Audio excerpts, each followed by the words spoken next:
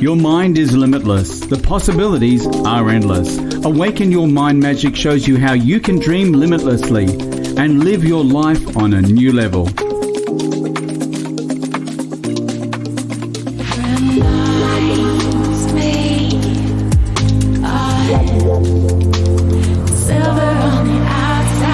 Susan Kathleen speaks with ordinary people who are living extraordinary lives using the power of their mind. Silver on the outside, gold on the inside. Silver on the outside, gold on the inside. Silver on the outside. Abundance, prosperity, and success. There are no limits to what you can dream. Join Susan Kathleen on a journey into your dreams, making a difference and living life on your own terms. This is Awaken Your Mind Magic. Hello and welcome everyone. I have got the most amazing guest today. His name is Forrest. He's from North Island in New Zealand. He's a paraplegic. He is one of the bravest men I know and also one of my very best friends. He and I went through training together with the Life Mastery Institute. He is a brave thinking master, a wonderful coach, an incredible farmer, a great dad and husband. He's the co-creator of CHB Swim for Lives, Epic Ministries mentor for spinal injuries Backup New Zealand. As a life coach, he has helped so many people to uplift their lives from being down and miserable into something, living the life they truly dream to have. Wayne's a professional speaker. He has seminars. He holds workshops throughout New Zealand, and he conducts group coaching and individual coaching, online and one-on-one. Wayne is an inspiration to anybody who encounters him. He's got a good heart, and he's one of the kindest men I know as well. Welcome, Wayne. It's so good to have you here. Thank you, Susan. Such kind words. It's a pleasure to be here, and also an honour to have this opportunity. So, thank you very much. Well, Wayne, it's just an honour to have you here. Wayne, tell the listeners your story. It is such a strong story and inspires anybody who listens to it and follows you. Well, Susan, I was a typical country New Zealand boy who grew up on a farm and spent a lot of time on the front of my grandfather's horse and growing up. And then all of a sudden I had to go to school. I wasn't very happy about that at all. I thought I had my life pretty well sorted. So that kind of created a bit of a pattern in me that I didn't like school, and it really got teased a bit, and I was always constantly trying to prove myself from that point a lot. And so I ended up on the farm later on in life after schooling, and I loved it. It was my first love, and I soon had a couple of businesses, and like country boys in New Zealand, we love our rugby, we love our sports, and rugby was a big part of me growing up, right from the age of 5, And this particular day, I was my team had key personnel away or injured, and I was asked to step up and captain my team. And I saw that as a great honour and opportunity. So I was very proud to lead that team out onto the field that day. And it was a real tough and physical game. And in the dying minutes of the game, we got the ball and we did a little lovely move up the sideline. And I thought, oh, we could score here before full time and finish on a high note. And received the ball and took it into contact. And just in that split second, I realised I'd made a huge mistake. And quite often, sometimes that happens. We go to do what we think is the right thing, and for one reason or another, we realise we've made a big mistake. And my mistake was to be in the wrong place at the wrong time. And in that split second, I was thinking, oh, shit. Pardon my language. But sometimes we can get away with that mistake, and this time I didn't. And in that split moment or second, I was like, oh, shit. And bang. I knew I was in trouble straight away. I couldn't breathe, and pain was incredible. And I was yelling out, help, help, help, as loud as I could, but no one could hear me. And it was then that I realized it was because I couldn't breathe. And my voice was actually barely a whisper. And as the guys got off me, there was about 4 or 5 guys on top of me, and they got off me, and they looked at me and immediately knew that I was in dangerous trouble. And that's when they ended the game and radioed for the rescue helicopter. And it took about an hour for the rescue helicopter to arrive. And the doctor, as they were loading me up, asked me if I'd had any pain relief. And I was like, no, I'd like to have some of that shit. Please. Pretty please. And passed out. And I woke up about 5 days later in hospital, and I honestly thought I was in a bad dream. And I'm sure people can relate, after a terrible experience, and you wake up and you just hope that it was a bad dream. I woke up and I couldn't move my hands and my arms and my legs. I couldn't move anything. And I was this, young 25-year-old man who was really physical, and could do a physical job all day and then run a half marathon if I chose, to not being able to do anything for myself. I couldn't feed myself, and I couldn't go to the toilet by myself. And for a shy country boy like me, that was big shit right there, and then so I was feeling pretty bloody scared and vulnerable at that point, lying in that bed. And I was like, how am I going to cope with this? And I believe that I'm telling this story, and it's pretty graphic, but we all have those circumstances and situations that can really seem difficult in our life. And I was at that moment.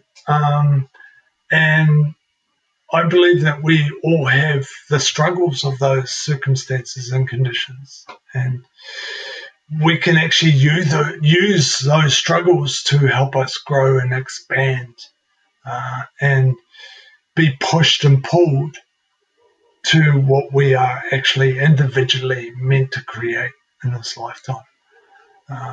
Yeah, absolutely, Wayne. When you woke up and you found that you physically could not move, and being, like you say, a shy country boy, suddenly finding that you couldn't even go to the toilet on your own and other people had to assist you, it must have been soul destroying. In fact, I know your story so well, and you have said to me how you got to the stage where you thought, this is not possible. It can't be me. I'm living in this dream, and it's a bad one.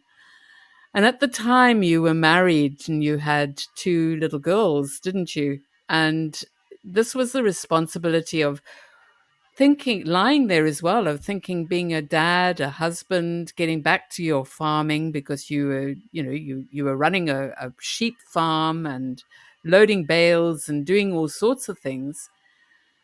What were the feelings there about a family and the fact that you couldn't function anymore as a, as a person who was strong and robust? And I believe you were 6'3", and you're still 6'3", but you sit in a wheelchair now. I know when I stand next to you in a wheelchair, you're almost as tall as me sitting in your wheelchair. I'm not very tall, but even so, what were those feelings, those thoughts of how am I going to live for the rest of my life? A lot of fear, Susan. It's funny how the mind works too. We blank out a lot of it's very fuzzy, what I'm trying to say, because we go into survival mode.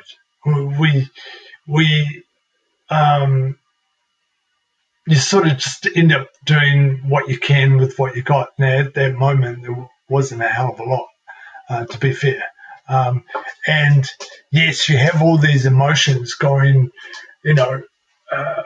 what if my wife is going to leave me? Yes, I ended up going through a divorce. But there's very hard to describe. You get pushed to, everyone gets a breaking point, I think. And then you either come out fighting, and with everything that was going on at that time in my life, and my marriage wasn't good at the time anyway, and that put more pressure on it. I got to the point where I was just like, wow, if I keep in this energy, I will die. So for me, it was 2 roads, I could let life just keep happening to me, which it was when I had my accident. I was, everything was stripped. My physical ability was stripped, which was the only thing that I thought I was good at.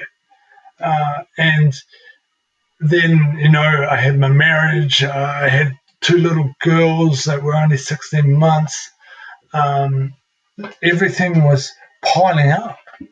And I could see that I was either going to die or I was going to become a very angry, bitter man if I kept on that path. So for me, I had to say, bugger this, I'm getting up out of this bed and I'm doing what I can with what I got. And I started focusing on what I could do.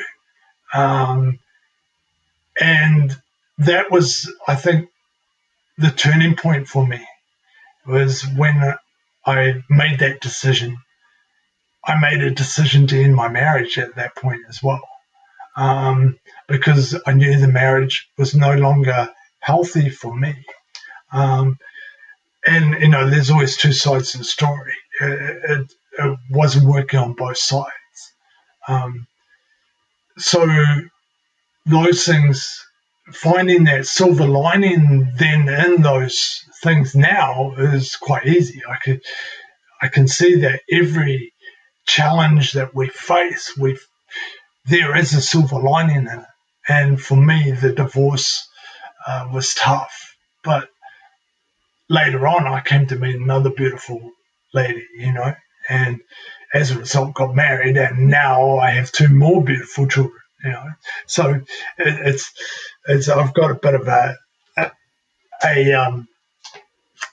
large family happening, because a couple of the girls that were 16 months, now I have twin daughters, 2 grandchildren from one of them, and the other one, well, she's married too, so you never know when that's going to happen as well. So you can see everything works out, and yeah. What I love about you, Wayne, is that, and what the listeners don't know, and you didn't speak about this, is you went from childhood through school. You're an extremely intelligent man with undiagnosed dyslexia.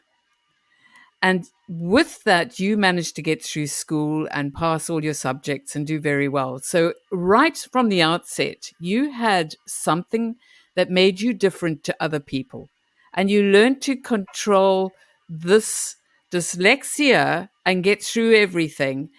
And that became one of your strengths as well, which brought you through into what happened to you with your rugby accident and with a divorce. I mean, each one of these things in itself is an extremely traumatic situation that can actually put people through depression.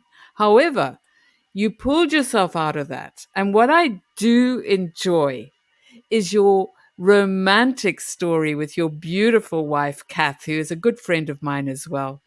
So tell us about how she came into your life initially, once you recovered from being in hospital and went back to farming, because you were determined to carry on as a farmer. You weren't going to allow the fact that you were paraplegic to stop you from farming.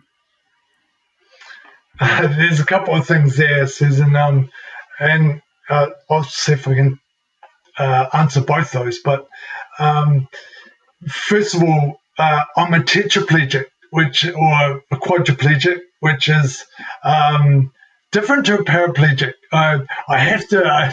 Sorry, darling. I apologize for that. That's all right. It's like calling.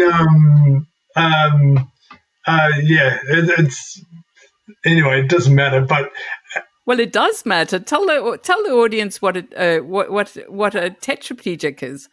A tetraplegic or a quadriplegic means that 4 limbs are affected. So normally it's a neck injury that happens for that to happen. And of course, I had a neck injury.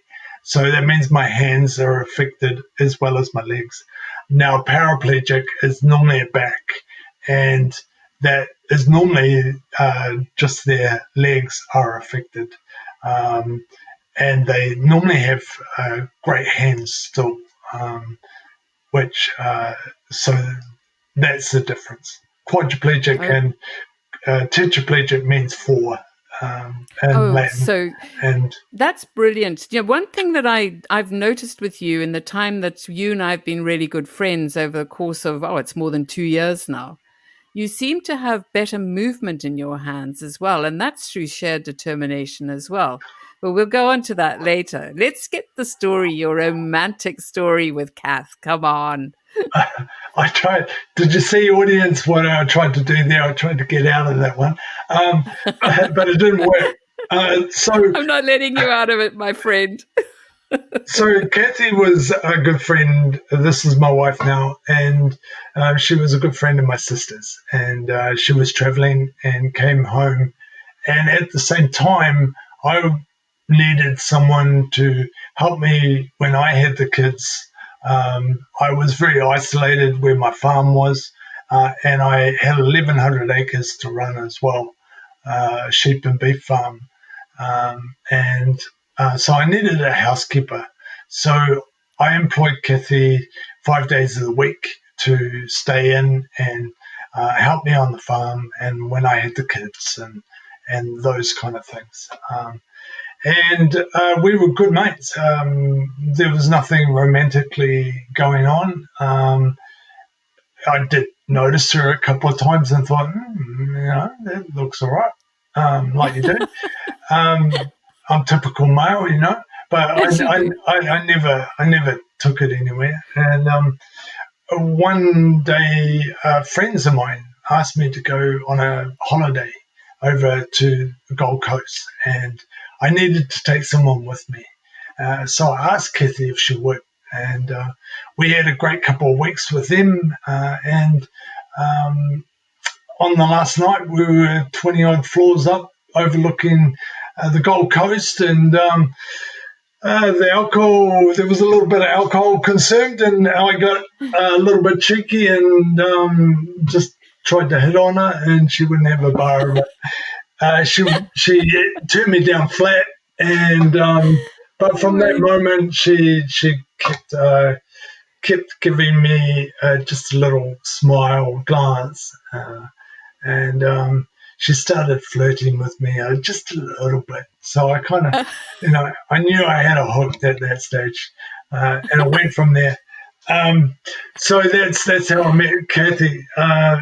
And yeah, the other thing that you asked was about how I dealt with having that disability. Disabilities come in so many forms, and I love to pose this question to the audience. What is the real disability? Is it the way we think, or is it what we see? And with the dyslexia, I was very mild, and I always felt like I was in the dumb class. And I didn't do that well at school, Susan. You were very kind. I left school reasonably early because I knew what I wanted to do. I knew I wanted to be a farmer, so I didn't. I got what I needed and I was out. But it's quite funny. I've linked that all back now, and I'm going to touch on something that some people are going to maybe get, maybe not. Is that there was, when I was born into parents, right? And we all get patterned from our environment. And my environment growing up on the farm and wanting to be a farmer and right from an early age, and all these factors built on and being teased when I first started school and not liking it, something hurt me at that crucial age at 4 or 5, and we call this the inner child, right? And that inner child was so hurt that it pushed the pain away, pushed it deep down inside of us. But as human beings, and this stuff, we got a part of the brain that is quite ancient, and it's ready for the saber-toothed tiger to pounce on us. And we fright syndrome, we take off, right? So that part of the brain is called the reticulating activating system. So it also focuses on what we've been thinking. So by pushing down this pain, there's a part of our brain that is always trying to keep us safe, right? So it is looking out for that same pain to happen again. And because our brain actually creates our result formula, which is our thoughts create our feelings create our actions, and our actions create our results. This is our cause and effect. It's a law, right? So we've got 3 elements here working. We've got this old ancient brain that's trying to keep us safe. We've got this law of the results formula, which is the way our brain is working and it's causing our reality. And then we've got this inner child that is trying to hide something, but by hiding on it, it's looking out for it and focusing on it, which is then creating the same pattern over and over and over. And with my dyslexia and with always not feeling like I was good enough,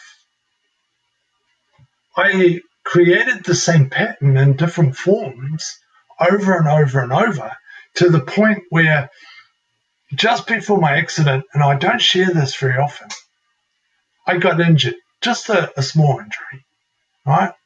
And I had the opportunity to come off that rugby field.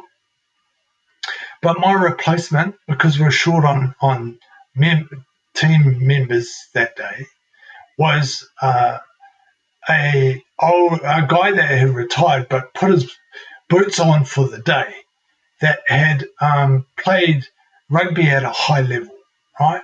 And he was going to replace me.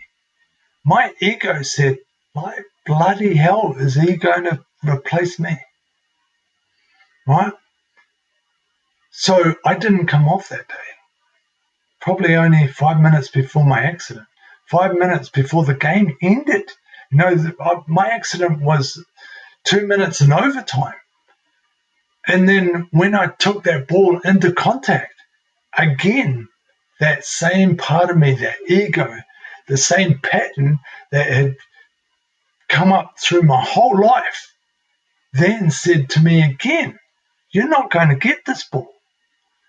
And because I put myself in that position to give myself the best chance to keep the ball, I put myself in danger. And of course I had my accident and I dislocated my neck. And so what I'm trying to say here is that same pattern of thinking, of what we've had with those three elements, is creating our reality quite often. And we end up being stuck in the same old pattern over and over and over again until we create enough awareness that we realize that it's us that's creating our circumstances, situations, and conditions instead of on default, instead of actually designing it. This is so true, Wayne. And what I can totally align myself with the story as well is until you can actually awaken your mind magic enough to understand that you create your own circumstances and situations through ego, you cannot turn around and actually forgive that part of your life in order to be able to move on. Because until you can forgive whatever's happened that's adverse, or somebody who's hurt you, like through a divorce or any of those sort of, or infidelity or any of those sort of things, you are tied to that situation. So when you started to move beyond this and have the ability to know that you were still attractive to women, that you could still have a full life and a marriage, because you eventually married Kath and had two incredible kids who I'm very fond of. They're great kids. And you could carry on farming with the determination. You detached yourself from that past because you had awoken to the awareness of all of this. Tell us more about how you were determined that you were going to drive and become totally independent as well. Good point you're making there, Susan. And I don't think I had totally disconnected or forgiven myself from that. There was a certain part of me that was, and I think it was when I learned that the link of actually I created all that, you know, and forgiveness is a change in perception, right? And that's what happened. Was at that point then I started to see I can change the perception that this all happened because of my pattern. Not, yes, I attracted. Are you still there, Susan? I seem to have frozen. Yes, I am. I am still here, and unfortunately, with all the kids going back online in Queensland here in Brisbane, we sort of cut out every now and then. But I've got a feeling that this recording is going to carry on. And thank you, Mr. Internet God. Carry on. Sorry. So, where was I? So when I changed that perception and realized that, oh my gosh, it's me. It's my, yes, I attracted that partner or that sort of person or that, my first wife, I attracted her because of the old pattern of seeking something that I felt like I was missing. And so what the accident actually did for me was quite a blessing because it gave me, it shifted me. And because I was backed up against the wall and I came out fighting instead of actually bowing down and allowing life to still happen to me, I started to create a new life. And that created that new pattern in me, which then I started to attract different people and new opportunities and, attracting my wife and then now my kids and creating those opportunities where I had to then I used the same pattern of facing my fear, and it started to give me courage because it sounds like I'm this really courageous guy, when I tell my story, but I wasn't. I was probably the yellow belly who would have, and I know this before my accident, run from a fight. I was always trying not to be confrontational, because I didn't feel like I was enough, even so I wouldn't stick up for myself, right? And, being dyslexic and being called dumb and being in the dumb class, there was a pattern there, right? And attracting that first wife, the same pattern.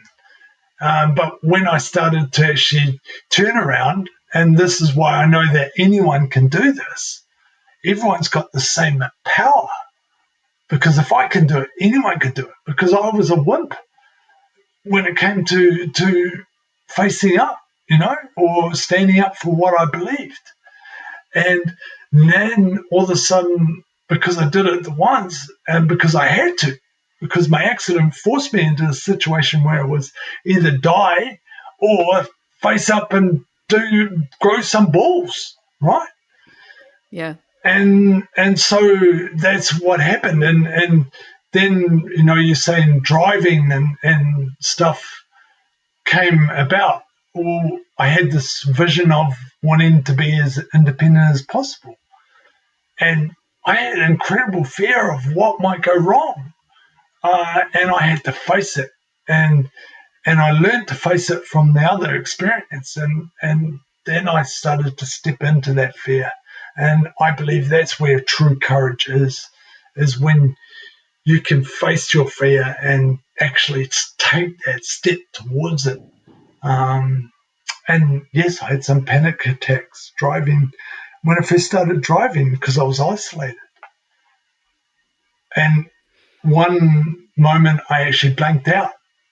I lost my vision. I had pulled over to the side of the road, luckily. But it was then that I clicked that, oh my God, I'm creating this fear. Because as soon as I was telling myself off, and I was giving myself a bit of a pep talk, come on, Wayne, this is silly, breathe, nothing's going to happen, And I was like, wow, I've got that kind of power through my thoughts. I'm causing myself to actually black out here, so why can't I actually create a different reality? This is where you do awaken your mind magic. And, mind magic is it's using the quantum energetics of universal spirit. We are all connected energetically.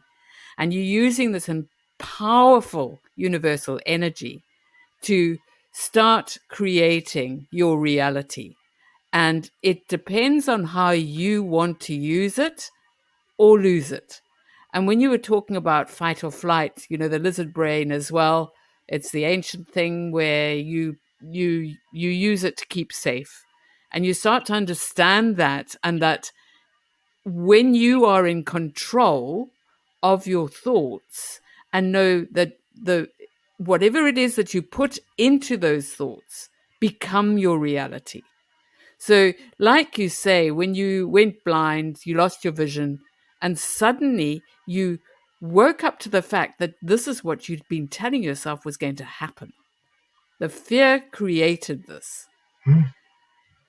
This is what's so important for the audience to understand as well, and especially in these times now, where we are all in lockdown all over the world for the first time in history, that when you're sitting there at home and you want to say, this is not my fault, I haven't done this, I lost my job, it's not my fault, sure, but rethink and repattern how you can turn this into something powerful. Tell us your thoughts on that, Wayne, because you're in lockdown right now as well. This is this. How long we got, Susan? Crikey! I could go on here. I tell you. Well, we got a few more minutes. A few more minutes. And you are a hive of information. I know you are. You're my go-to guy when I need a bit of information or to be slapped with a big wet fish. Yes. Well, this could either go down as a big slap. Big fat wet fish, or it could go down like, that didn't land at all. But in this work, and because my experience took me to a road that was creating awareness in me of consciousness, right? And most people that are in this kind of work have some sort of level of awareness of consciousness. And the Course of Miracles states that there's two energies. There's love, pure love, and then there's ego, right? Pure love is that it's collective, it's together, it's one, some people would call this God. Or it doesn't matter. Infinite self, universal spirit. There's Allah. There's whatever you like to call it. Different religions have a different name for it, but we can all agree that there is one universal power that is breathing us, because we're not doing it on our own, right? We're not making ourselves breathe.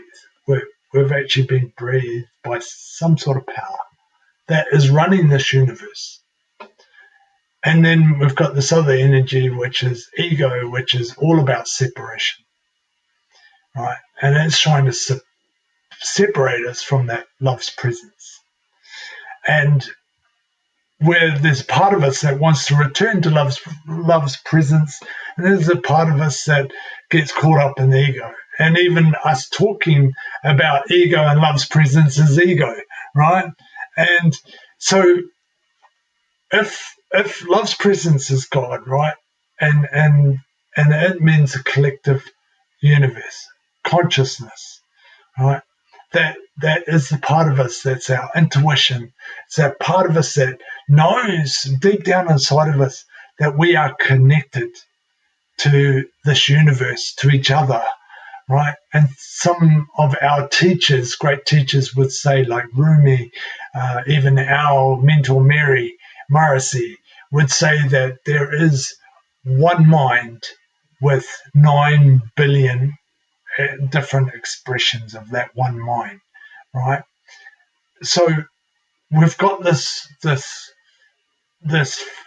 fight between ego and love's presence, or not fight, but two energies on this world, and that's what creates our world.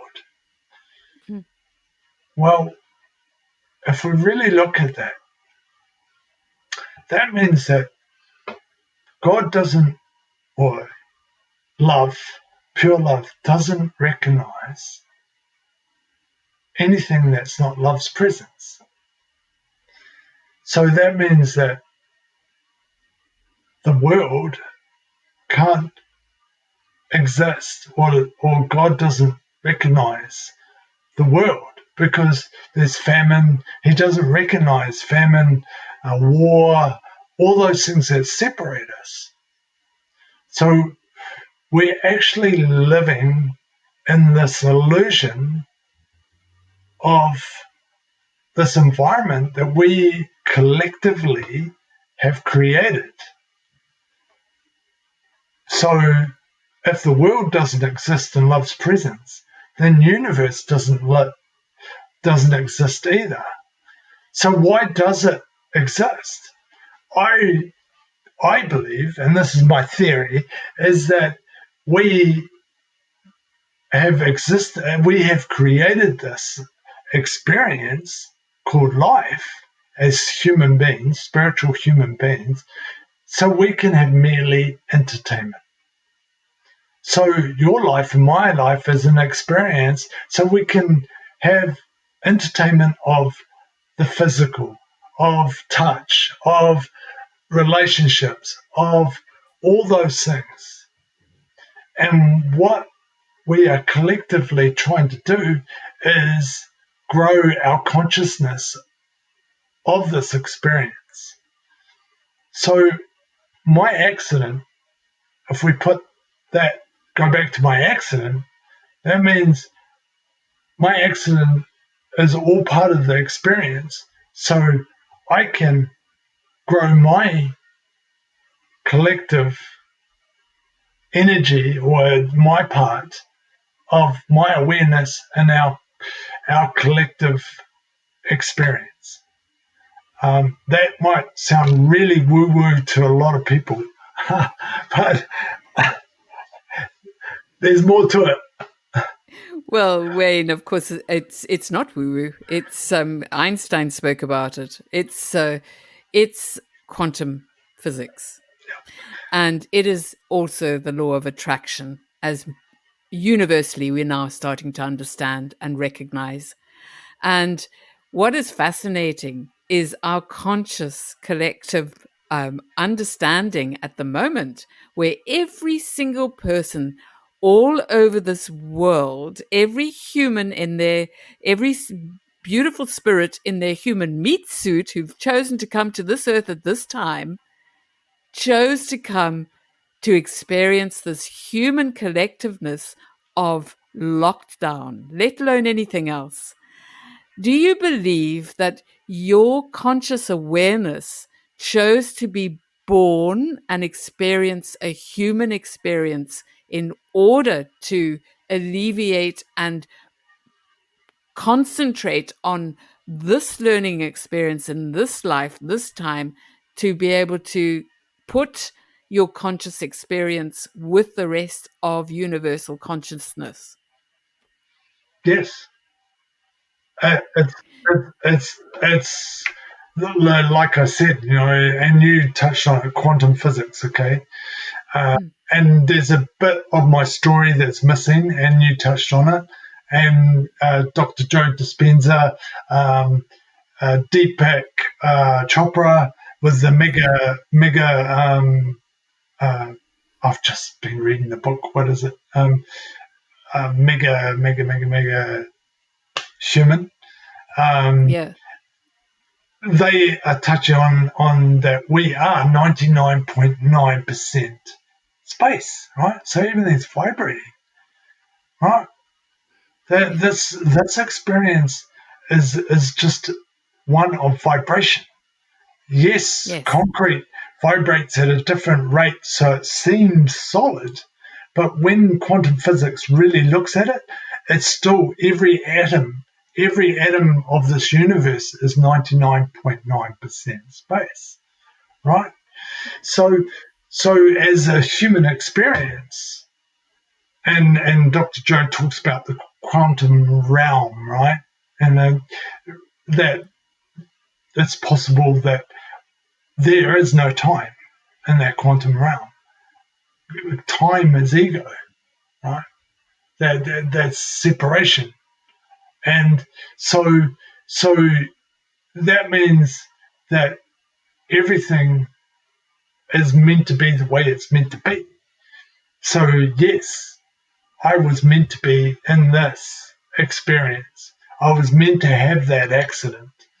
I was meant to have that experience growing up as a child, thinking he was dumb and not fitting at school. I was meant to be on that rugby pitch with the programming that I was meant to have at that point, to have the accident to help me create awareness in myself and to help create awareness in all those around me or who's touched by me. And there's just one other thing I want to say is that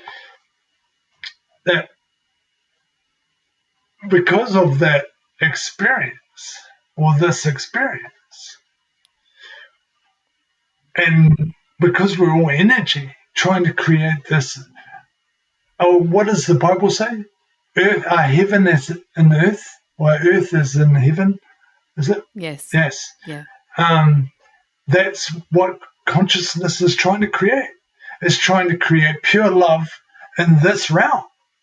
And we can't leave anybody behind because we're all connected to each other. So it doesn't matter if that person is in jail or done horrible things or whatever. He's still my brother. He's still connected to me. And as a collective, if we want to create an environment that is growing in consciousness of love, then no one can be left behind. I agree with you here, Wayne. And of course, we both were trained by Mary Morrissey, who is an incredible woman and mentor, as well as her family, who are all part of the team who trained us in business, marketing, and all the other things. What I do know is this, from our training and also from our further studies, because both you and I have gone on to learn more and more. The long and the short of everything is unconditional love. That is what the law of attraction, what universal spirit, God, Mother Gaia, whatever it is you want to call it, Allah, Muhammad, Buddha, their teachings, and Jesus, all the grand masters taught us that the only way is unconditional love. And when you, like you say, doesn't matter if the person's a murderer, been in prison, any of those things, because we know that that's childhood conditioning. Each person in their own life story has been conditioned, and they are going through this experience on this earth at the moment in human form.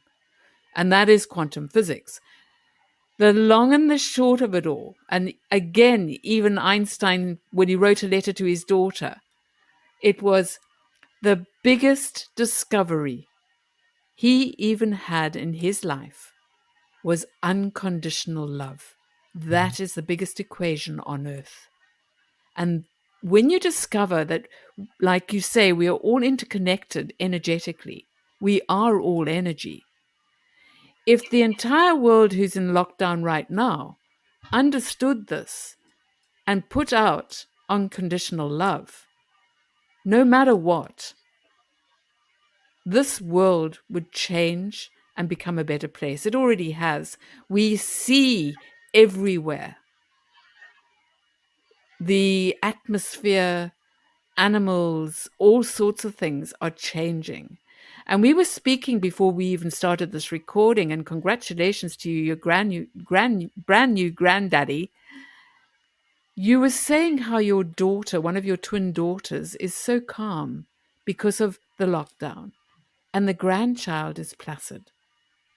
How do you feel about that as well? What are your thoughts on how we should rethink universally?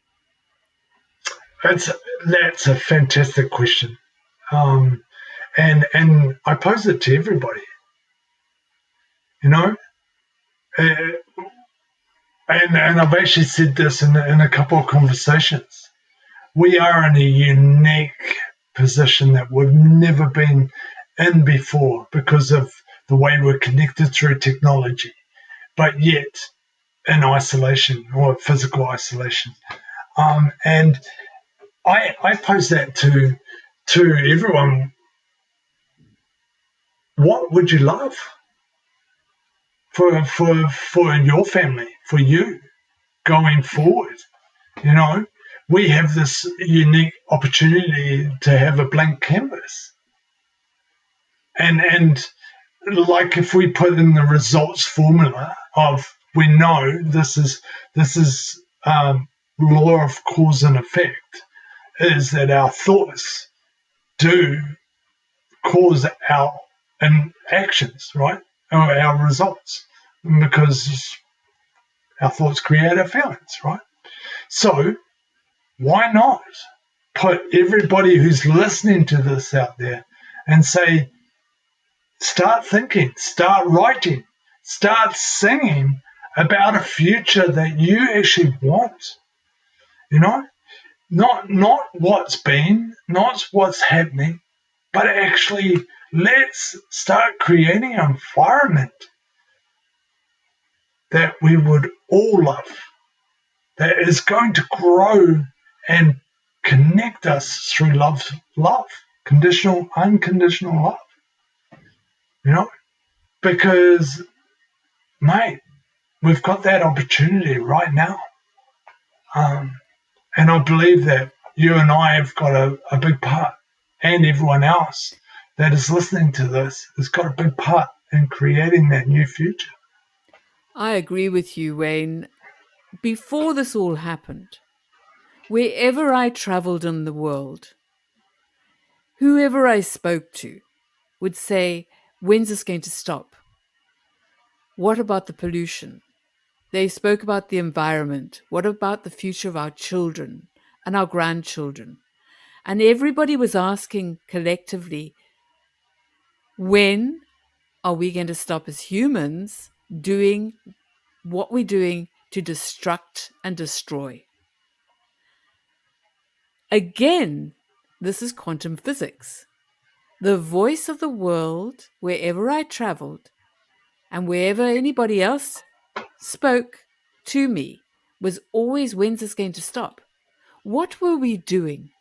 We were putting out there energetically, and therefore the creation, I'm not saying, and this again, we don't want to talk about this as woo-woo, but what does happen is universally, we started as a collective asking that question.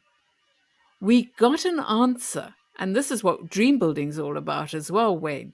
We got an answer by the collective thought and questioning, and it came in the form of COVID-19, where for the first time ever, the entire world shuts down, and we start to have to really rethink about our values and about why we're here.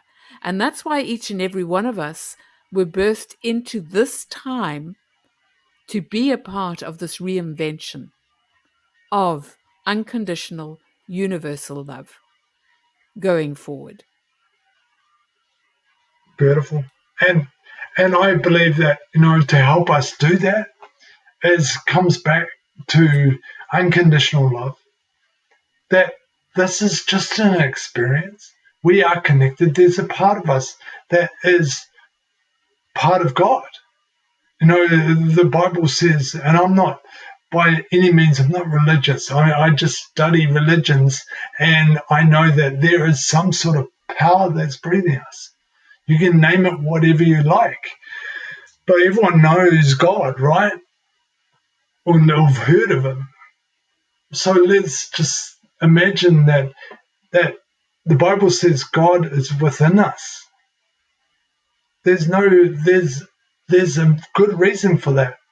That's why we're connected to everybody. That is pure love, is pure consciousness. And so if we're God, then we're creating this environment.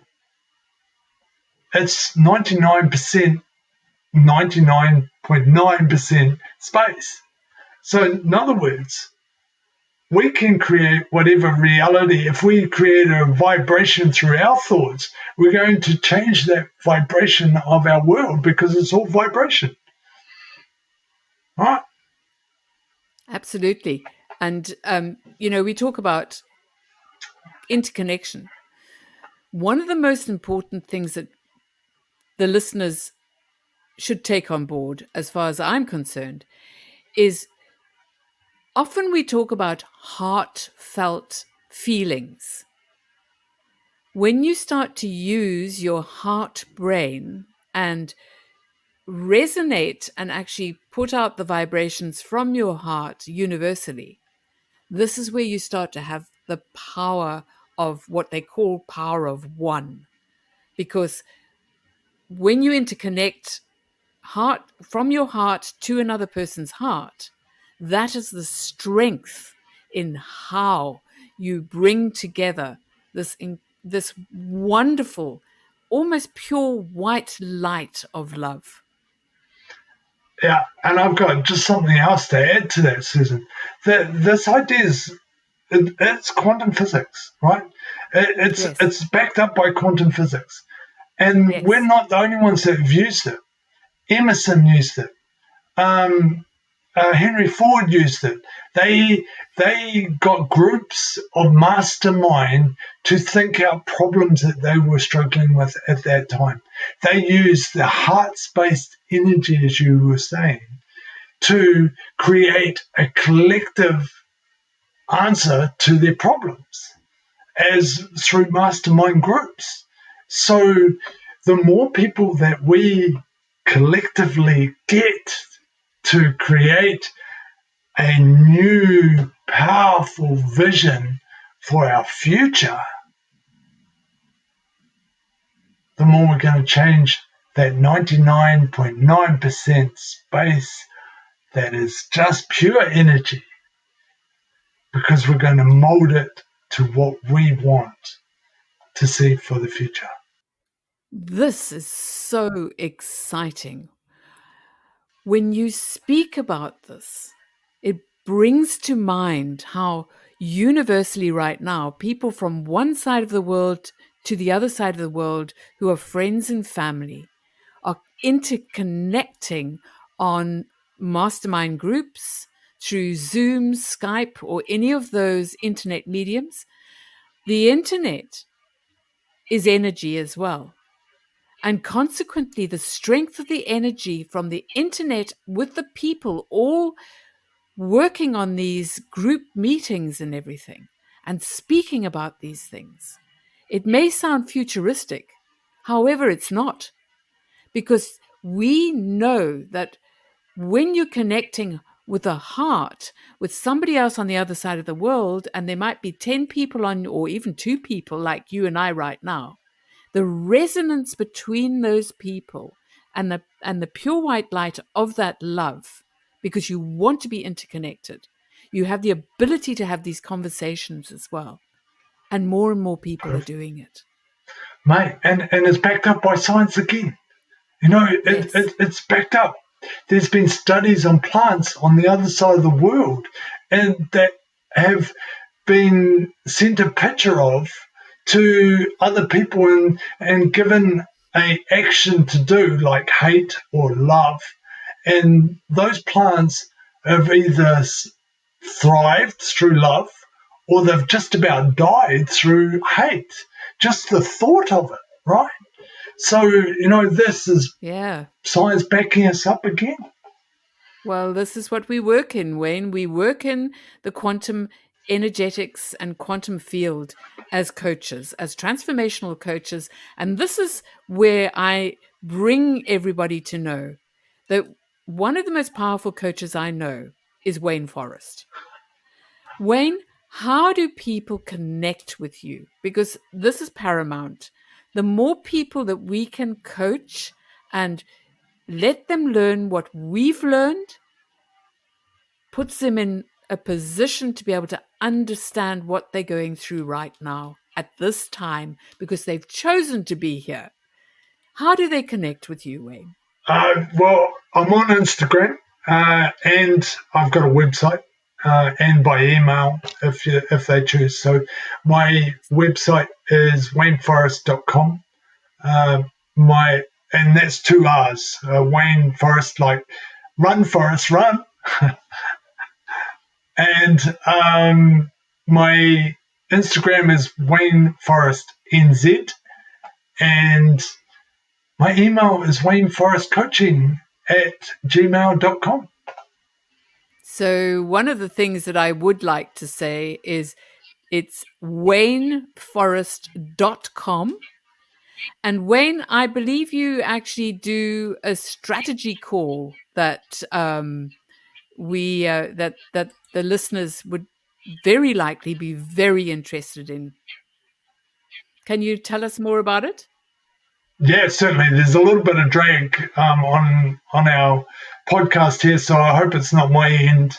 But I would think it's this side. Queensland went down yesterday because of all the kids going back online to school.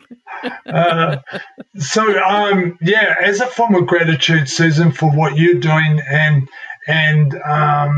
your listeners and anybody who would love a strategy session. A strategy call is about a half an hour where we look at what you want to create and where you're at, and obviously your next best move to what you want to create or your dream.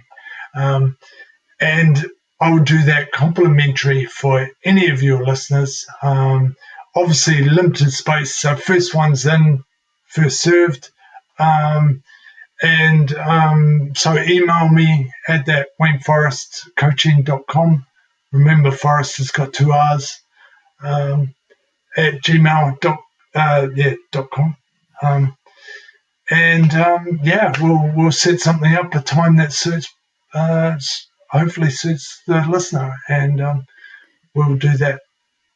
That's brilliant, Wayne. Wayne, I can tell everybody who's listening now, he is a great mentor. And I qualified at the same time as Wayne, but I can tell you now, every now and then when I need a little bit of wise advice, I go to my friend Wayne. So I highly recommend Wayne. Wayne, we didn't touch on your charities or anything, and we've passed the hour break here. I would love to bring you back as a guest because I really do love speaking with you. We bounce off our ideas because we both believe in the same thing and passionately. Thank you so much, Wayne, for being on this wonderful call as my special guest and for sharing from your heart with so much love to the listeners. Susan, it's been a pleasure, and thank you very much. And I hope we didn't blow too many brain cells out there with our concept of true love. But I hope everyone enjoyed it, and thank you very much. Oh, it was great, Wayne. And I should think that more and more people are thinking that way. They must be thinking, why are we all sitting at home? And being creative for once in their lives, they've slowed down and they're doing what they really want to do. So what can I say? So Wayne, thank you so much. It was wonderful having you here, and I'm going to get you back on again. We'll speak about the other things that you can do next time. So this is Awaken Your Mind Magic, everyone. Thank you so much for listening. And I know that you're going to enjoy hooking up with Wayne. Bye now.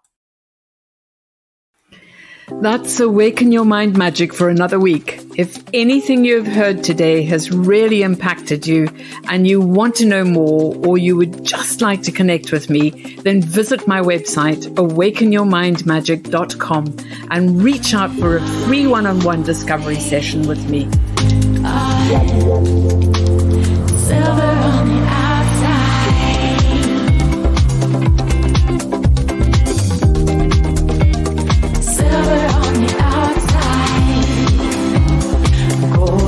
on the inside, silver on the outside, gold on the inside. next week, where I'll be discussing more tools to unlock your dreams and live a limitless life that you would truly love to live. I'm Susan Kathleen, and this has been Awaken Your Mind Magic.